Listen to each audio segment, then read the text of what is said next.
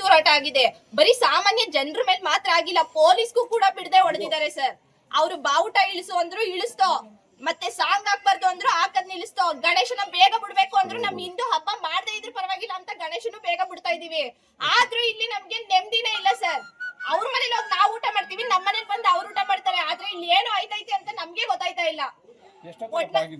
ಈಗ ಒಂದ್ 6 ಗಂಟೆಲಿ ಸರ್ ಒಬ್ಬ ಹುಡ್ಗನ್ ಹೊಡ್ದವ್ರೆ, ಅವ್ನ ಆಳ್ ನೋಡಿದ್ರೆ ಸರಿಯಾಗಿ ಅವನೇ, ಆದ್ರೆ ಹೆಂಗ್ ಹೊಡ್ದವ್ರೆ ಅಂತಂದ್ರೆ ಮಲ್ಕೊಳಕ್ ಆಯ್ತಾ ಇಲ್ಲ ಹುಡ್ಗನ್ಗೆ.